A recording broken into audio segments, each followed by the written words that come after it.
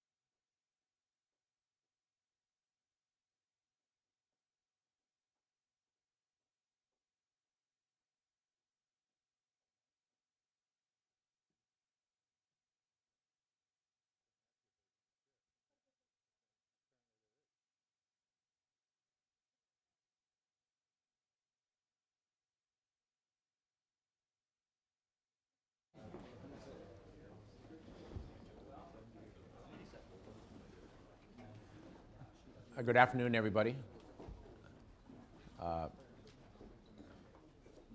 It's my pleasure to host this discussion this afternoon. We're quite fortunate to have Secretary Vilsack with us. I'm sure you're all familiar with his background. Among many, many other things, he was a very, very successful governor in the heartland of this country, in Iowa. And he has been the Secretary of Agriculture since the beginning of the Obama administration, which by Washington standards makes him one of the longest serving people in Washington.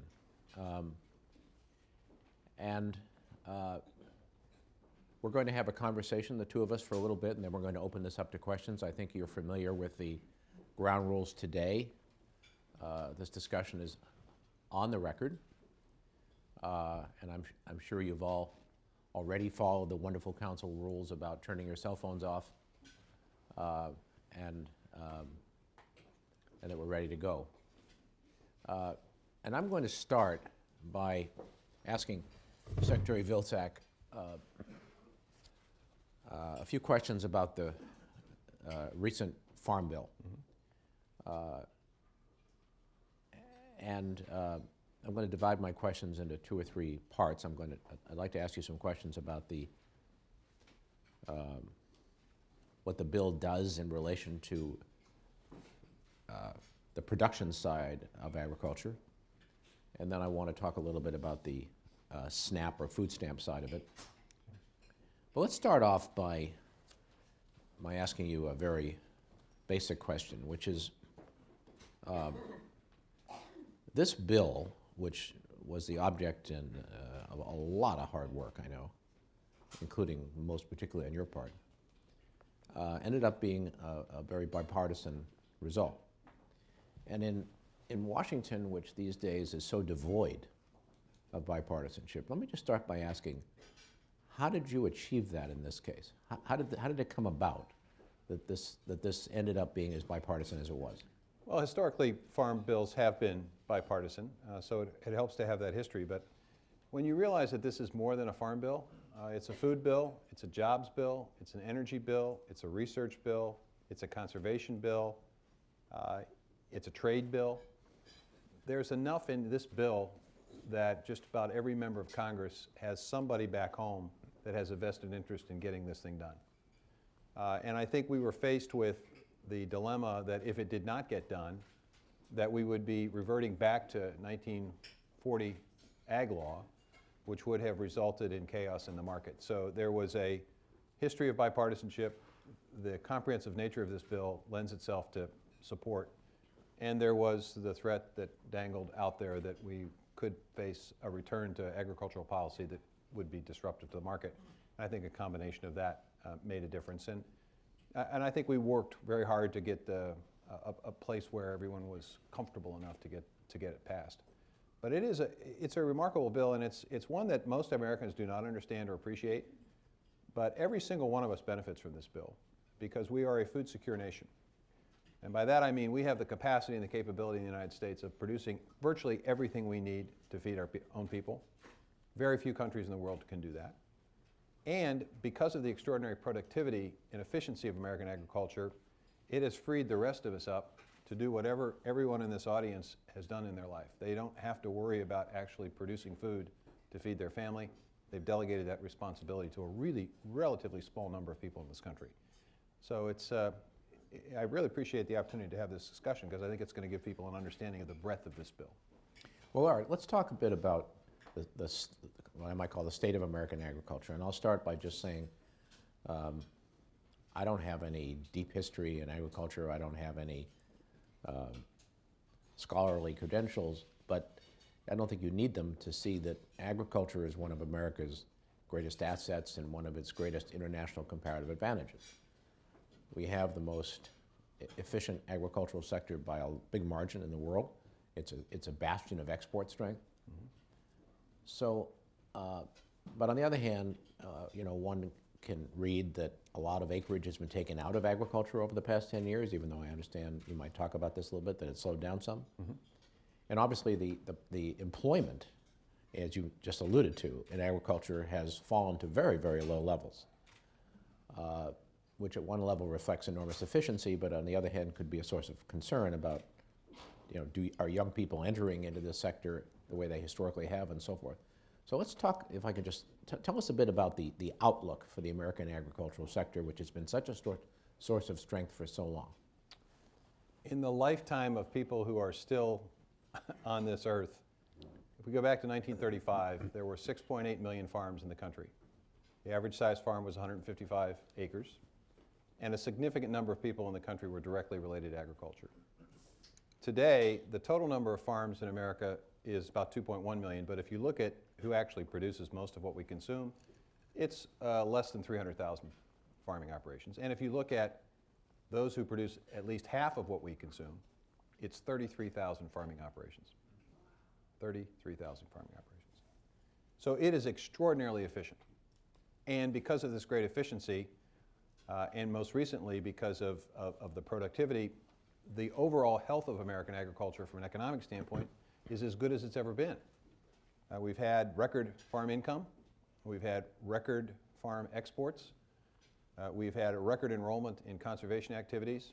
So if you look at it from that perspective, you would say things are good. But if you go deeper into the numbers and you take a look at the aging nature of America's farming population, it is cause for concern. We have significantly greater numbers of people over the age of 75 farming today than we have under the age of 35. And by that I mean there are several 100,000 over the age of 75 and tens of thousands under the age of 35. So there is a significant issue relative to who's going to be farming in the future that needs to be addressed.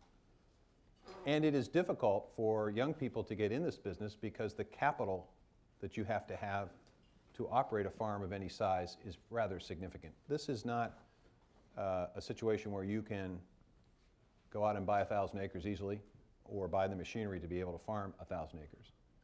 So we have attempted, this administration, to try to create a different strategic framework for rural America and for agriculture by focusing not just on production agriculture, as important as that is, remains important and will be important, and exports, but also introducing an opportunity to have small local and regional market opportunities that allow the opportunity for small and medium-sized operators to come into the business and to stay in the business. High value-added opportunities. Organic production, for example, very small percentage of American agriculture, but a fast-growing aspect of it and a very high value-added proposition. And so we have invested in creating the infrastructure that will help create these local and regional markets. We have more to do in that space. We've also looked for ways in which we can expand significantly the economic impact of conservation. This isn't just about better soil and better water and cleaner water. It's also about creating market opportunities for regulated industries that are looking for certain environmental benefits because of climate change, whatever it might be, that instead of investing in gray infrastructure, they can now invest in green infrastructure by investing in conservation on the ground, obtain the same conservation benefit, and essentially landowners and small producers can have a new income source that they haven't had before. And then the final piece of this is figuring out more creative ways to use what we grow and every aspect of what we grow. We obviously have been producing fuel and energy from bio-based crops, but now it's very easy to also produce chemicals and polymers and other fabrics and fibers that could create a whole new opportunity for manufacturing in rural areas and a new market opportunity for agricultural waste product and crop residue. So to me, it's an exciting future, but a challenging one. And our challenge is to make sure that the next generation of young people understand that agriculture is an option. Whereas before, I think they were encouraged to look elsewhere, to move off the farm, to go to the city. Now we're trying to make sure that they understand that you don't necessarily have to do that. Obviously, you can if you wish, but there is real opportunity here in American agriculture. Tell us a little bit about the export side of the equation. This has historically been as strong an export sector as America has had. You know, the country, one would argue, has always benefited from greater exports, although sometimes there's a debate about that. But tell us about what's going on now in terms of exports, including where most of our exports in the agricultural sector go, and whether there can be further growth in exports. Well, first of all, our top 5 agricultural export customers are China, Canada, Mexico, the EU, and Japan. And we do quite a bit of business with China, which is part of the reason I think why we have seen rather dramatic increases in both volume and in dollars in terms of exports. In the time I've been secretary, I think we have set 3 or 4 records for agricultural exports. This year was not supposed to be a record year, but in the first quarter, we've seen an 8% increase over last year, which was a record. And we've seen a 40% increase in volume in terms of some of the commodity crops, corn and soybeans, as those prices have moderated. We set records for beef, poultry, and pork exports. So the export market remains strong so long as we continue to look for market opportunities, and in so long as the international community understands that we believe, and they should believe, in a rules-based, science-based system. We have 2 significant negotiations taking place today on multilateral trade agreements that could have a profound impact on trade. The TPP, the Trans-Pacific Partnership, and then the EU discussions. Well, let's come back to that in a second. Okay. Let me ask you one more question or two about the Farm Bill. So the good news is that the American agricultural sector is healthy and doing well. But when most people who aren't in agriculture hear the 2 words, Farm Bill, they think of farm price supports. So tell us what the bill did in that regard, and most fundamentally, why we still need farm price supports. I know that they were reduced in the Right. bill, but They were reduced. The biggest concern that was expressed leading up to the Farm Bill and during the Farm Bill discussions was the fact that we had a direct payment system. And this system essentially for commodities essentially said to producers, we're going to provide you support regardless of whether you have a good year or a difficult year. And so when crop prices were at their highest levels in recent history, farmers were still receiving government support. That philosophy changes with this farm bill. No longer is it the case that farmers will receive checks in good times. They will continue to receive help and assistance when times are tough. And times could be tough because of natural disasters, or times could be tough in the international community that drives prices down. So we have a system that's primarily functioning and based on crop insurance, a risk management tool that farmers and the government participate in providing. And then on top of that, there is additional coverages and additional protections that farmers can access that provide some but not all of the potential loss that they could occur if they lose a crop. Now, why do we have this? It's relatively simple, I think. It's because we like the idea of being a food secure nation, and we like the idea that our people are producing food. Agriculture is a very risky business. Mother Nature, you could be the best farmer in the world, you could make every decision correct. Mother Nature could come along and you would lose your crop. So if we want to keep people in that business and we want to encourage more people and younger people to get in the business, we have to reduce the risk to a reasonable level. And these crop insurance programs, these additional safety net programs, are a way of reducing the financial risk of farming to the point that it's acceptable enough for people to stay and want to get into it. Okay, one related question apropos of natural disasters. For someone like me who's not an expert at all, on one level you read about the drought conditions in the United States, which are severe in many parts of the country, some of the worst in many decades. On the other hand, agriculture, is, as you just said a few minutes ago, is very healthy, and food prices in general have not risen in any unusual way. Mm-hmm. So in some form or other, there's a lot of science involved here at some level, because you would have normally thought that our agricultural sector would be taking a beating. Right. How does that work? Well, it works primarily because in the commodities that would drive up and increase food prices most significantly, we had pretty good outcomes, even with the drought. And the reason we did was because of the adoption of science, better farming techniques, better seed technology, allowing crops to withstand harsher weather conditions more easily. In that drought of 2012, which was the worst drought we'd seen in 80 years, we had the 8th largest corn crop in the history of the country. Well, that's science, and that's the productivity and the ingenuity of American producers. Now, the drought of this year, which impacts probably more fruit and vegetable production in California, could have a more significant impact because it's a little bit different than commodities, because farmers are making the choice not to farm or not to actually plant crops because they simply don't have the water allocations in California to be able to do so. So that may have some adjustment, but even so, the reason why food prices don't go up proportionally is because farmers get so little of the food dollar to begin with. Right. About only 15 cents of every dollar that's spent in a grocery store or at a restaurant actually goes to a farmer. The other 85% goes to folks who process it and package it and market it and sell it. And so what really drives up food prices more than a drought is often energy costs. Because if you think about every step in processing and packaging food and retailing food, it's a high energy consumption aspect. So if energy prices go up, if oil costs go up, that's when you see food prices significantly increase. So one more related question before we move on to trade.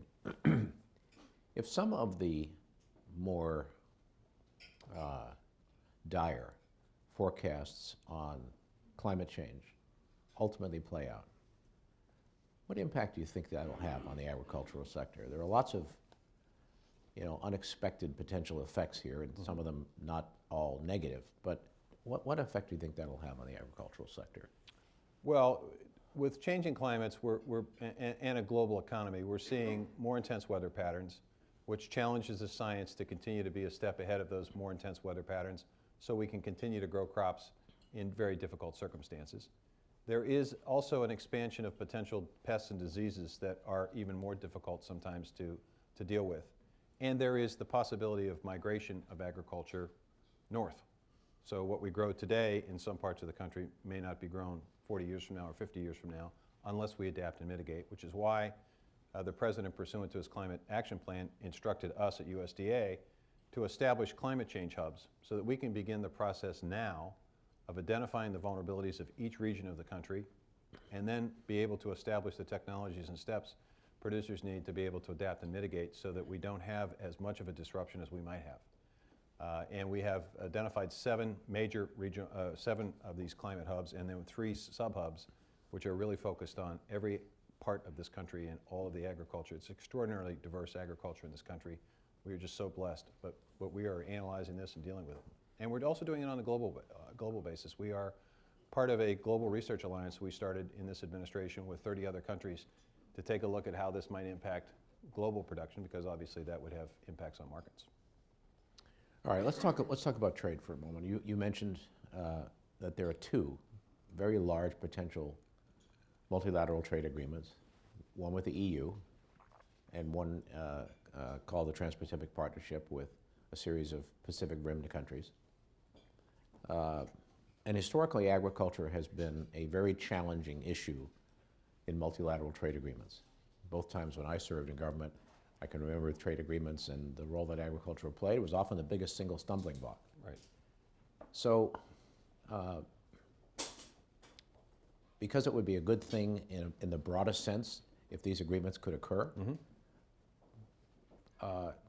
tell us the role that the agricultural issues are playing, and I know that on the Pacific side involving Japan, they're playing a big role, but let's just understand a little bit here. Well, let me start from a general perspective and then sort of come down to the specific agreements. Generally speaking, when we're engaged in trade discussions, our economy is so diverse in this country that we have many interests that we have to represent in trade discussions. We have a manufacturing interest, we have a services interest, we have technology, we have entertainment. All of these interests are very property, important. Right. Oftentimes, when we're negotiating with someone, another country, agriculture is at the top of their list. So it may be one of several priorities for us, but it is the priority for many of our trading partners.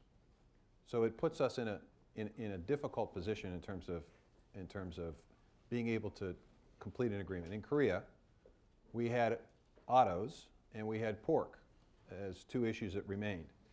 We were able to work the pork to a point where Korea was able to give us greater access on autos. So that makes things complicated. Specifically with reference to these agreements, it's different with each agreement from our perspective in agriculture. On the Trans-Pacific Partnership side, it is about access, market access. And the Japanese have a multitude of lines of tariffs in terms of market access to basic commodities and then products that are made from basic commodities. And they have a very powerful farming and agricultural interest in that country, which every government needs to be concerned about protecting. So they've taken a very hard line on market access. It makes it very difficult for us to enter into an agreement with the Japanese on all other issues if they continue to take a hard line on market access. The discussion and recent decision they made to have a separate agreement with Australia on beef, for example, suggests how difficult this is going to be because their tariff reduction for Australia was not all that significant, at least from our perspective, and certainly isn't, in the scheme of things, would be difficult for us to be able to sell to our producers as being an opening of the market. That's a big issue for Japan. And we have the same issues with Canada because Canada, particularly in dairy, very closed system. We have to have them open up if we are going to continue to open up our markets to the rest of the partners in the Trans-Pacific Partnership. So there is a possibility that we have an agreement. We have a possibility that there's no agreement. There's a possibility that we have an agreement, but Japan's not part of it. And only time will tell which of those alternatives ultimately occur. But I would concur with you, bottom line, it would be better for us to have a good agreement than no agreement, but it would be better for us to have no agreement than a bad agreement. Right. On the EU side, it's... As a side point, the political power in Japan of the agricultural sector, and particularly rice, must not have diminished very much because Japan isn't all that unlike the United States in the sense that the percentage of Japanese GDP, correct me, which is represented by agriculture is not that high, and the percentage of Japanese employment that is represented by agriculture is not that high either. But on the other hand, it seems to continue to have enormous political power. It does, and of course in the US the same thing is true. I mean, you could get a good agreement for every other aspect of the economy and not for agriculture, and some would say that's okay, but you might not be able to get it through our Congress because of agriculture's interest in making sure that it's a good agreement for agriculture. And that's the problem with the EU. You know, it's not so much about market access, it's about the barriers they create to what they perceive to be an open market. So for example, very much focused on this issue of geographic indicators, which is that they would like to be able to maintain protection against certain types of cheeses, for example, based on the region that the cheese was originally created. Well, these terms have become generic. The rest of the world uses them. And so what the EU is doing... You mean, in effect, they want to trademark Parmesan or something like that? Right. And what they're now doing in order to... The United States has been very clear about this. We just don't think this is right. But now what they're doing is they're beginning to negotiate one-offs with individual countries, where countries think, well, what difference does it make? We don't produce a lot of this anyway, so we'll agree to your geographic indicator. So it's making it more difficult in these negotiations. And the second issue has to do with our willingness to accept biotechnology after appropriate risk assessment. The EU's belief that there has to be adherence to the precautionary principle, which is essentially, if there's any potential risk, we're not buying it. Well, that's a very difficult standard to meet. And the result is our biotechnology products would receive very little access to a market, even though they would contend that it's open. So these are very tough issues, and issues in which the EU, at least early in the negotiations, has taken a very bright line approach, and that's unfortunate in my view. I think they need to be more open, especially on the biotechnology side, from the standpoint of the rest of the world's capacity to meet global food needs. And from the geographic indicator side, this is a big issue for our dairy industry, and it should be. And these terms have been generic for years and years and years, and I don't think you can put that genie back in the bottle. So while we're on the international side, when we were talking beforehand, we touched on Ukraine and Russia. And just educate us a little bit in terms of, is Ukraine agriculturally self-sufficient? What is the vulnerability of that country from that point of view? And then we'll talk for a minute about Russia. Well, I think many would perceive the Ukraine as being, in the past, when the Soviet Union was in existence, was somewhat of the breadbasket of the Soviet Union. They are a significant producer of agricultural products, and they're an exporter of product. And they are, in many respects, a major agricultural producer. We have not seen a great deal of disruption because of the uncertainty of the political circumstances in the Ukraine. We've adjusted our markets a bit and our projections a bit in terms of productivity of wheat down a little bit, the need for them to import maybe a little bit more corn than they would normally import. So, but not to the extent that you would suggest that it's going to be a major influence on markets at this point. Now, that obviously can change depending upon the political circumstances, but it is a major player, and one that I think in the past Russia has been reliant upon and dependent upon, in part to ensure that their people were well fed as well. And let's talk about Russia. Russia historically has been an importer of food,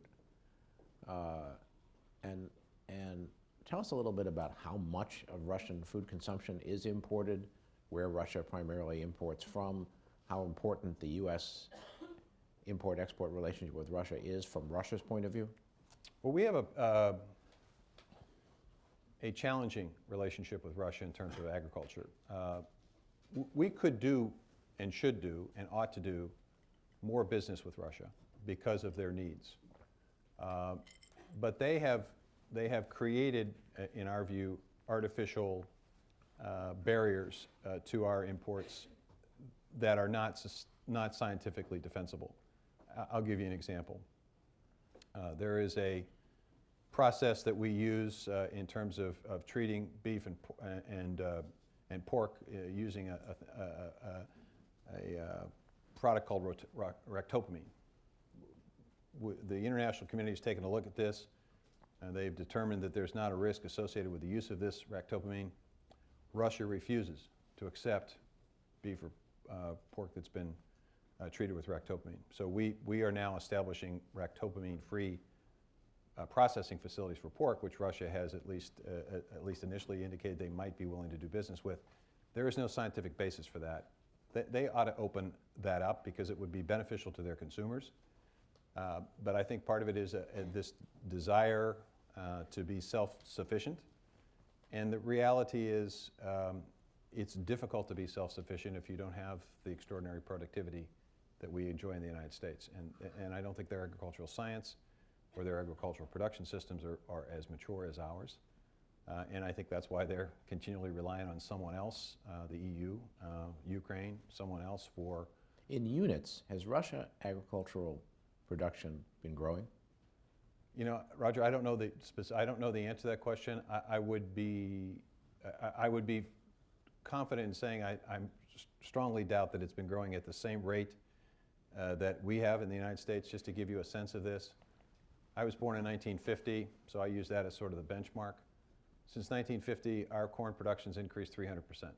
Now, when I say that, what this means is we've gone from planting 10,000 seeds per acre of corn to 30,000 seeds per acre. Same tract of land, 20,000 more seeds on it, and some people believe we can get to 40, 50, 60,000 seeds per acre. Soybean production 200%, wheat production 200%. At that rate, you might have corn production in Manhattan. We could. We're all about urban farming. We're excited about that possibility. You know, the dairy cow, there's an extraordinary example of efficiency. When I was born, that average dairy cow was producing 5,500 pounds of milk. Today, that same cow, 22,000 pounds of milk. And there's one poor cow in Wisconsin that's producing 72,000 pounds of milk. So, you know, extraordinary productivity just based on the science. I think we're light years ahead of a lot of folks. And you know, the interesting thing about American agriculture is a willingness to share, because we don't see this as necessarily putting us at a competitive disadvantage. If other farmers in other countries become more productive, then I think that creates stronger middle classes. It creates consumers for some of our high value added agricultural products as well. We will benefit from that. And the world food needs are going to continue to grow as the populations grow. And the challenge for agriculture, and I think this is a startling statistic, in order for us to meet the needs of 9 billion people, which we would expect to see in the next 40 years or so in the world, we have to increase agricultural production by about 70%. To do that, I've been told that will require as much innovation in the next 40 years as in the preceding 10,000 years in agriculture. So that's why it's important when people look at the Farm Bill. That's why we put a premium on establishing a strong research title, because we need to be investing significant more resources in agricultural research than we've been in the past. Okay, one more question area before I open this up. But one of the biggest, maybe the biggest programs that USDA administers, of course, is the SNAP program, which most people refer to as food stamps. And the amount that the United States spends on food stamps has gone up a tremendous amount. And unfortunately, the number of Americans who participate in the food stamp program has, other side of the same coin, risen tremendously. And I personally think, and you might correct me or put me in my place, I think there's a tale of two cities aspect of the whole country, which is reflected through the food stamps program, in the sense that a very high percentage of Americans receive food stamps. I read the other day, or actually thinking about this meeting today with you, I read that, and you may agree or not agree with this, because it's, I guess, a judgment, that for young Americans entering the work stream now, or reaching working age now, 1 out of 2 of them during their adult lifetimes will receive food stamps at some point in their adult lives. So just to spend a minute telling us a little bit about what you think the distribution of food stamps, or the food stamp program itself, really conveys about conditions in the United States today. Roger, I'll promise to answer that question if you agree to ask me one more question on foreign food aid assistance, so that my staff doesn't jump out of their shoes. I promise. I'm supposed to talk about that today as well. I promise. You are absolutely correct about the tale of two cities. Here's a set of statistics, I think, which underscores the point you just made. 1996, hardly anybody receiving food assistance was actually working. They were primarily on cash welfare. They were senior citizens or people with disabilities. What year was Children. that? 1996, just before welfare reform. So 18 years ago, Yeah, very recently. 18 years ago. Today, 42% of the households receiving SNAP have at least one person working. And those who aren't working could very well be senior citizens or people with serious disabilities or children, and therefore not likely to be able to work. In fact, 2/3 of all recipients are disabilities, senior citizens, or children. So we've seen a significant change of who it is who receives SNAP, so that today only 8% of SNAP beneficiaries are receiving cash welfare. Only 8%, 92% are not. At the same time, the number of people in the SNAP program today who have no gross income and no net income has doubled.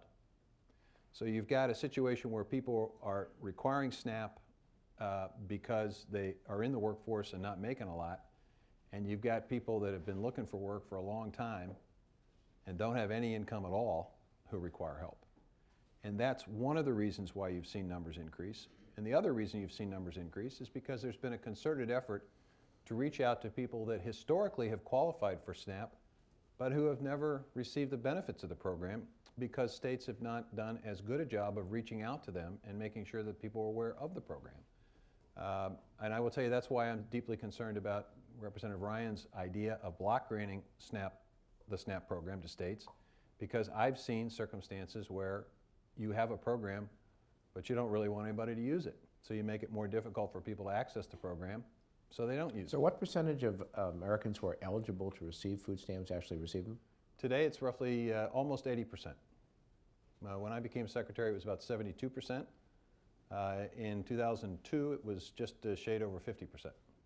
So there has been an increase in the numbers, primarily because we've done a better job of reaching out to people that historically have always been qualified for the program, but never accessed the program because they didn't know about it. And 3 states that stand out in particular when I became secretary, Florida, Texas, and California, all were underperforming in terms of participation in the program, and we've had major efforts in all 3 of those states, and that has driven the numbers up. So you're right about the SNAP program, and I think that just people don't fully appreciate the fact that how many of these people who are getting SNAP are in the workforce and how few of them are actually on cash welfare. That's not what the normal perception is of the SNAP program. Then secondly, people do not appreciate the poverty reduction capacity of the SNAP program.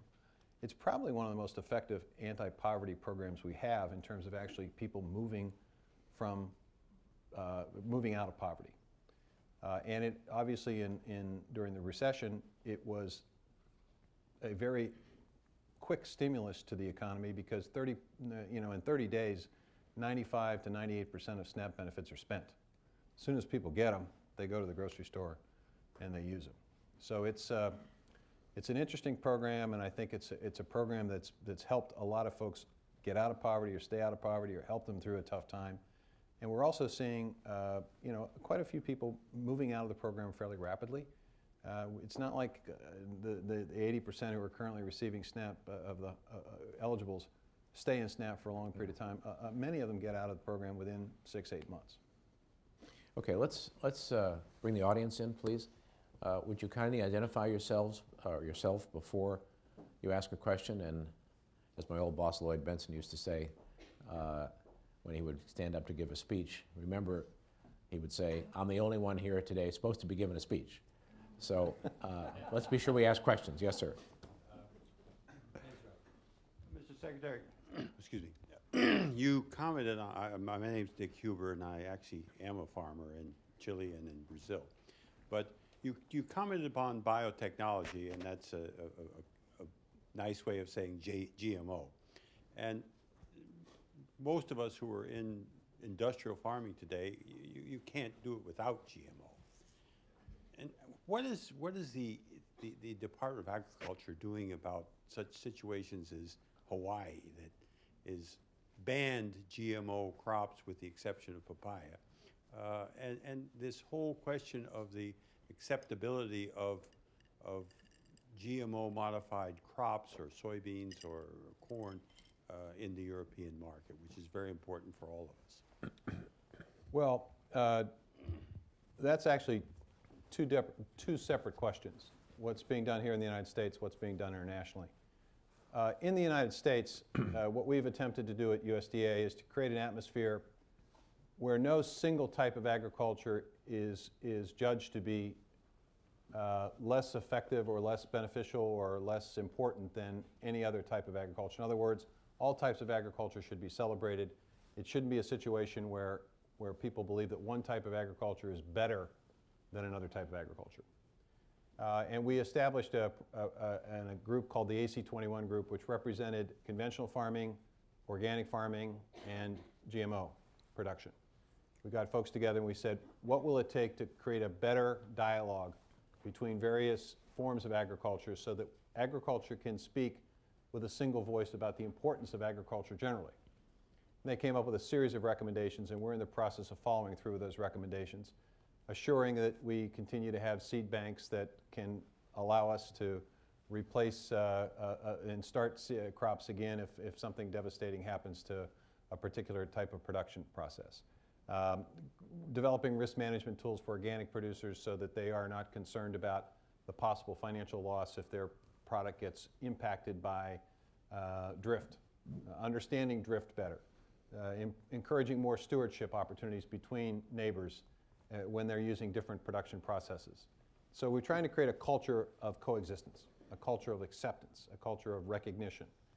The second thing we're trying to do is to make sure that agriculture speaks more clearly and more distinctly to the rest of America. If 300,000 people are producing 85% of what we grow, and 33,000 farming operations are producing 50% of what we consume, that's 1/10 of 1% of the population, or 1/10 of 1/10 of 1% of the population.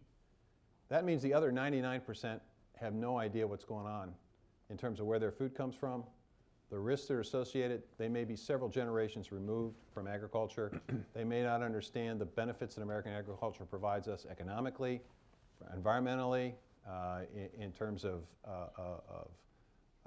jobs. 1 out of every 12 jobs connected in this country in one form or another to agriculture and food processing, 14% of all manufacturing jobs, 1 million jobs supported by American agricultural exports. They may not understand that totality of the picture. We need to do a better job of explaining that. There's been a film that was recently produced called Farmland. It profiles a number of farming operations and farmers, young farmers. It's very well done by an Academy Award, an Emmy Award-winning producer. Does a nice job of conveying all types of agriculture and basically gives you a better understanding of the challenges, the hope, the opportunity, the dreams, the frustrations that people in agriculture suffer and have. So I think messaging is important in this country. So developing a coexistence capacity within agriculture so we're not judgmental, educating people in this country about agriculture generally, so there's greater acceptance and greater appreciation, and having every American understand that they have the freedom to be whatever they want to be because they don't have to, they've delegated the responsibility of growing their food to somebody else, and we should be appreciative of that. On the international side, it's a different discussion. It really is, it's a complex discussion because a lot of folks are resistant to this because they want to protect their own farming operation. They want to not have to heavily subsidize their own farmers. They don't want to put their farmers at a competitive disadvantage because American producers are so much more efficient and productive. So our challenge is to create, again, in essence, a single message about biotechnology. I went to Brazil last summer. We spoke to the Brazilians and said, look, we should be talking jointly to the Chinese. We should be saying to the Chinese, you need to do a better job of creating a regulatory system that recognizes the importance of this to your producers, allowing these new technologies to be used on your farms. China has 60 million farmers. 60 million farmers. They can't anywhere near produce what they need to feed their people. They have 60 million farmers. We have 33,000 farming families in operations producing 50% of what we grow. I mean, you know, if you want to transform a country, which is what they're trying to do, you've got to improve the efficiency of your agriculture.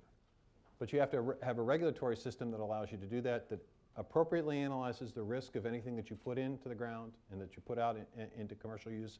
But once that's done, allowing it to the marketplace to make choices and make decisions. And so we have begun what we refer to as our biotechnology strategy of making sure that we send messages consistently. We have farmers talking to farmers, our farmers talking to other farmers all over the world. We have our scientists talking to other scientists all over the world. We have our policymakers talking to other policymakers all over the world. We have ag ministers talking to me.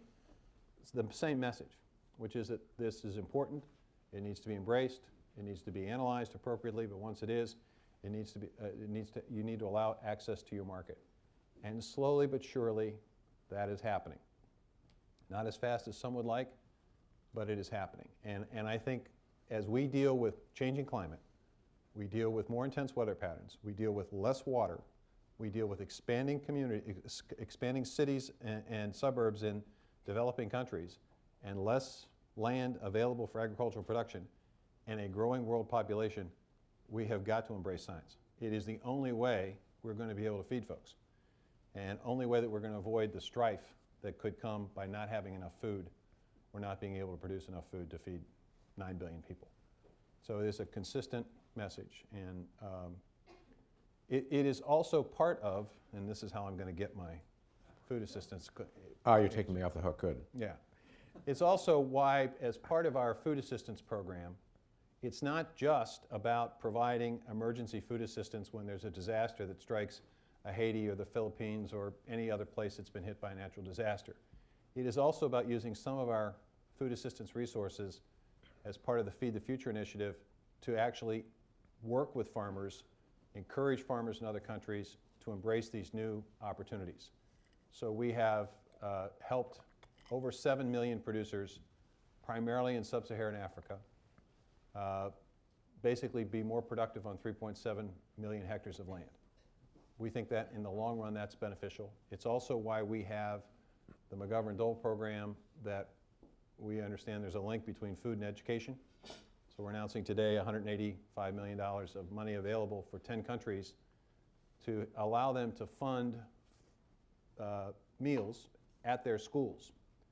And this is a very powerful tool. We're going to help over 2.6 million kids, 2.7 million kids go to school, encourage them to go to school, because that's where they will be fed.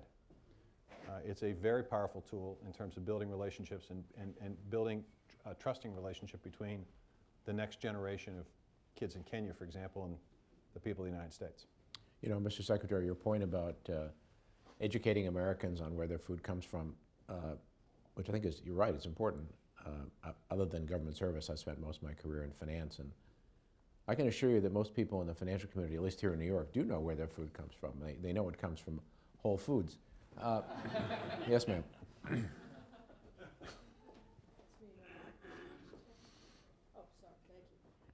Paula DePerna from the NTR Foundation. We know each other from CCX days. Thank you very much, and I know you know everything there is to know about carbon markets. But going back to Roger's question and the former comment you made about climate change, speaking in Wall Street terms now, can you characterize the value inherent in addressing climate change and the costs and environmental risks in Wall Street terms of not?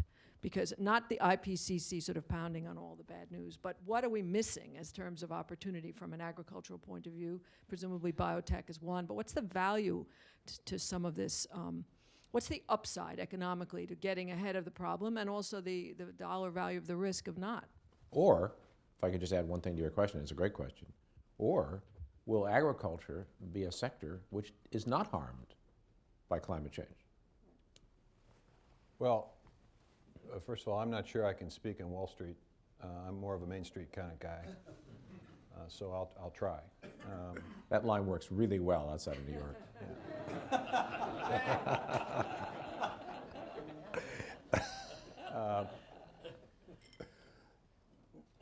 We ignore climate change at our peril. And I will tell you that farmers, because they deal with the land every day, they understand the personality of their farm. They understand the intricacies, the consistencies or inconsistencies that they see on the farm. And they have a relationship with that land that makes them quite sensitive to change. And so farmers are very interested in the capacity to have the technologies that will allow them to continue to be productive even if they have less water, even if they have a storm that comes through that is extraordinarily intense.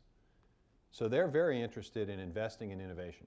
So the opportunity side of this is the development of new seed technology and intellectual property and new machinery and new farming systems that will allow them to mitigate the impact of climate. They also understand that they have not fully utilized the capacity of their land. So you're seeing now a great interest in the part of farmers to look at double cropping or cover crops as a way of dealing with the changes that they're seeing. So for example, there is an effort at Penn State to look at the possibility of growing corn, and just as the corn's about ready to be harvested, planting a cover crop.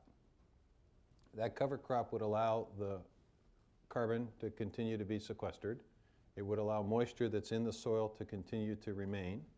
It would re-energize and re-nourish the soil so it can continue to be productive. And it could produce the feedstock for a new chemical or a new energy source or a new fuel source. Now, what that does is it creates additional income opportunities for the landowner. It creates new job opportunities, primarily in rural areas, of manufacturing and processing because of the bulk and nature of biomass, and it creates jobs. Now, the impact of that is pretty significant. But that's only if we're in the process of analyzing how the world of agriculture will change as climates change, as temperatures increase. It will become more difficult potentially to grow certain things, and we may have to think about adjustments. But those adjustments can lead to extraordinary innovation and can lead to new job opportunities. So to me, that's what we're focused on, is trying to make sure we do the analysis, establish the vulnerabilities, create the new technologies, and create more market opportunities for whatever we can produce on the ground that we have. The other possibility, and another other questions, the other possibility is this issue of environmental markets. I mean, agriculture today is a plus 8% on greenhouse gas emissions. Forestry is a minus 17%. So between agriculture and forestry, we've got a carbon sink thing going on. We obviously want to continue that. That is not necessarily the case of agriculture internationally. Internationally, the greenhouse gas emissions of agriculture are significantly greater, especially as people take a look at forested land and convert it into cultivated land. So we have tremendous opportunity here to not only do this domestically, but also to transfer this understanding, this technology, and this information internationally, and that creates other export opportunities for us in terms of technology, in terms of concepts and ideas. So there's a lot of upside here, but the downside is, if we ignore this, is we get to a day when we can't grow the crops that we grow. We begin becoming less secure as a country because we have to depend on someone else for food. I will tell you, the Chinese are not happy about the fact that they buy as many soybeans as they buy from us. The Russians are not happy about the fact that they can't produce everything they need to feed their people. It is a national security advantage we have, and we ought to hang on to it. And I don't know if that's Wall Street or not, but That's up to everybody in Okay. Wall Street to interpret. but I Okay. thought it was good. Yes, ma'am. Thank you so much, Lauren Chivet. Your comments about productivity are, of course, hugely appreciated and fascinating. The flip side, which actually Roger sort of pointed out, is that I think for many Americans, especially at the upper ends of the financial scale, are increasingly going to places like Whole Foods because of very deep concerns about the downsides of our productivity, animal welfare, overproduction in certain unhealthful food sectors, all of the environmental costs. Can you talk a little bit about, given how unbelievably secure our food supply is, and the proclivity of this administration to maybe be thinking differently, especially about the health implications, how are you starting to think about balancing that incredible productivity with some of these other issues around food safety, animal welfare, hormones in meat, all of the stuff that is actually corollary to this incredible productivity? Well, I think that, when you think of agriculture, I think you have to think about it in terms of thirds. There's a third of the issues that you've raised, some of the social issues that involve questions about safety and nutrition. There's the environmental piece of it, and then there's the economic piece of it. And I think it's really about balance. And that's why this administration has focused not solely on production agriculture, but has spent a good deal of time and a good deal of resource, an historic amount of resource and time, on creating a more welcoming opportunity for other kinds of production processes. We don't see this as competing. Now, some people will see this as a competition. I don't see it as a competition. There's an interesting article in the Washington Post just yesterday that took a look at organic production, or organic foods and conventionally produced foods, with the question, is one healthier for you than the other? And the surprising conclusion of the article was that in every commodity, dairy, meat, vegetables, fruit, there's virtually no difference in terms of health, nutrition. That's probably not what most people think. But from my perspective, organic is a great opportunity because it's a way in which high value added opportunity can be created where you don't have to buy 1,000 acres of land. You can start with 10 acres of land. And so it's a way of getting entrepreneurship, innovation, youth, energy, new people into the agricultural world so that this issue of aging producers becomes not as much of a concern as it is today. And it's obviously a high value added proposition because we have over 18,000 certified organic producers in this country, a relatively small number. They farm about 1% of America's land, and they have about 5% of sales. So it's pretty high value added. And in some commodity groups, it could be as high as 10% of sales. So, I think there is a balance that can be struck. And I think the market is going to address some of the issues that you've raised. The market's going to address the issue of animal welfare in terms of how strongly people feel about it.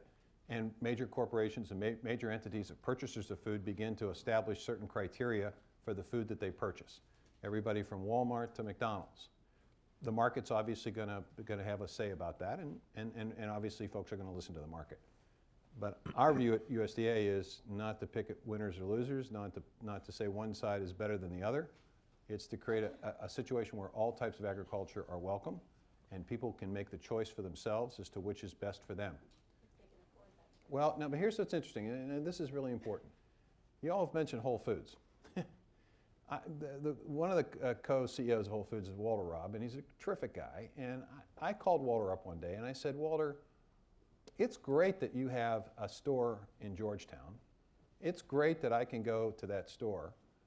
But what are you doing about inner city America? He said, what do you mean? I said, I just met with a group of African-American ministers in inner city Detroit. They're deeply concerned about the welfare of their congregation, and they don't have access to a decent grocery store. I said, what is Whole Foods doing about that? He said, well, good question. I'll send a team. I'll meet with them. He met with them. He sent a team to Detroit. They came back and they said, our model doesn't work real well in inner city Detroit. And to his credit, Walter said, you know what? Create a different model. So they went back. They shrunk the size of the store. They didn't have 5,000 different kinds of fruits and vegetables that, frankly, I don't know how to prepare. They really surveyed the community, said, what do you want? You're better than me. I don't know how to pronounce them. Well, I could have gone there. And they opened up a store in inner city Detroit. And you know what's interesting about that story? It's doing well. It's doing really well. And what's also interesting is that the people with SNAP cards are using that store. It's also the reason why we said to our SNAP program, if people want to go to a farmer's market, they should have the opportunity to do that. We shouldn't be segregating the SNAP beneficiaries going over here to the discount store and everyone else going and having the benefit of the community building experience of going to a farmer's market. Everybody should have that opportunity. So in 3,000 of the over 8,000 farmers markets now, SNAP cards can be accepted. And foundations are coming in and saying, you know what, let's give those folks a little extra break, double bucks. So we're now creating programs where we're incenting folks on SNAP to be able to have fruits and vegetables. So it's changing, but it's not going to change overnight. All right, let's try to fit in at least a couple more questions. Yes, sir, here on my left. you. Andros Forgax with Modern Meadow. We're a biotech company focused on agricultural innovation around animal products. And first of all, I wanted to say thank you because one of our earliest sources of support was a USDA SBIR grant. So thank you on that. My question for you actually builds on some of the questions we've had earlier, which is 2050 is a date that's put out there as a date by which a lot of things need to happen. Population's going to exceed 9 billion. And some project a near doubling of animal products that the world is going to consume by then. And if today already livestock is the leading user of land, water, and by some measures the leading contributor to greenhouse gas emissions, how do we square this equation? How do we actually increase animal production to feed the growing demand around the world, but not exacerbate the resource utilization? Well, the short answer is continued investment in agricultural research and a focusing of the research on that very question. I can tell you that we've started that with the dairy industry. The dairy industry writ large, from the producer to the retailer, has agreed to reduce their greenhouse gases voluntarily within the supply chain by 25% by 2020. And they've come to us and said, how can you help us do that? Well, anaerobic digesters is one way of doing it. So we help to fund, on average, about one digester a week at USDA. I think we've done 93 of them. I think we've invested $62 million in that effort. And there is research going on now in terms of how livestock is fed to determine whether or not there's the capacity and capability of reducing the emissions from either end of livestock, right? How that can be captured. But here's what's really interesting about this. You never thought your question would go into this issue. You know, a really big problem isn't so much livestock production, it's how much food we waste. 30% of all the food that is produced in this country is wasted. 30%. So if you're really interested in reducing greenhouse gases, then we ought to figure out a much better way to reduce, to recycle, and reuse. And so we've launched a major initiative at USDA to focus on this issue of how we can work with restaurants to reduce portion sizes so that they're manageable and you get a decent meal, but you don't get a bunch of food that isn't used. How we can do that at schools and universities, do a better job. How we can better educate consumers about best by such and such date, what that actually means, so you don't have to throw it out the next day. And how we can... There's a lot of misunderstanding about A lot of misunderstanding, okay? Internationally, 50% of food that is grown, crops that are grown, never get to the plate because our storage facilities are inadequate. So there are a multitude of things that are important here. The reason I bring up food waste, it's the single largest source of solid waste in our landfills. And our landfills happen to be a heavy producer of methane. So you want to reduce methane? Let's do research on livestock, for sure. Let's figure out more efficient ways to feed livestock, for sure. Let's capture it when we can, for sure. But let's also not be putting a lot of food in our landfills and creating methane. Let's figure out a way to reduce that. Okay, I am unfortunately obliged by the venerable council rules, which we all embrace, to bring the formal part of this meeting to an end. Now, there are a series of people who had questions, this gentleman here, who weren't able to ask them. I don't really know if Secretary Vilsack has a few minutes when the formal part of the meeting ends. I hope he does. But let's please thank Tom for being here today. We really appreciate it, Mr. Yeah, Secretary. you bet. Thanks.